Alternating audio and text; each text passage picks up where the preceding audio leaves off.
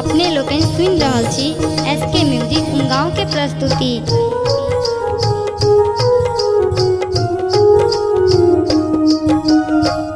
उगियो उगियो ने चौठी चांद भेल पूजन के बेरिया।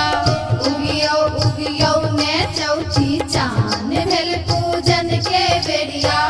दियो ने आहा दर्शन भेल पूजन के बेरिया। उगियो उगियो ने चौठी चांद भेल पूजन के बेरिया।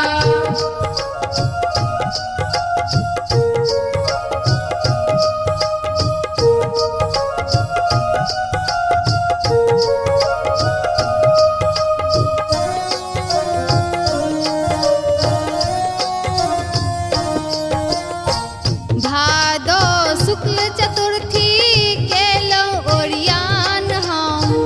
चौकुट ठाऊ काका देलौ अरपान हम। भादो शुक्ल चतुर्थी केलौ ओरियान हम। चौकुट ठाऊ काका देलौ अरपान हम। रखलौ अक्षत फल फूल चानन भेल पूजन के बेरिया। रखलौ अक्षत फल फूल चानन भेल पूजन के बेरिया। उगियो उगियो ने चौठी चांद भेल पूजन के बेरिया। उगियो उगियो ने चौठी चांद भेल पूजन के बेरिया।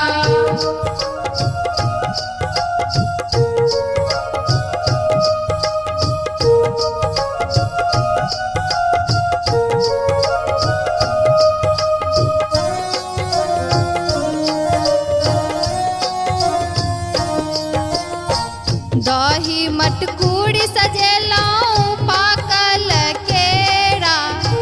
सौंसे नारियल मंगबेलौं खोआ के पेड़ा।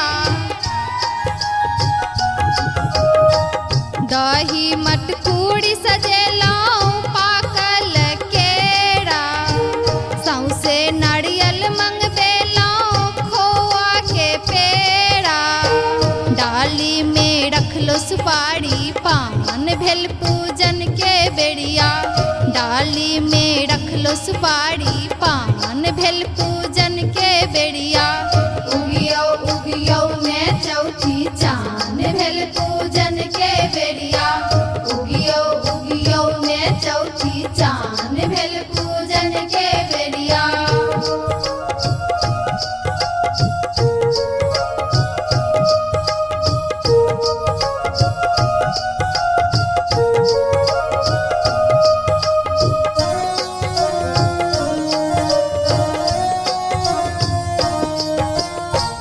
माड़ड़ के तस्मै रन्हलौं पूरी पुरुकिया।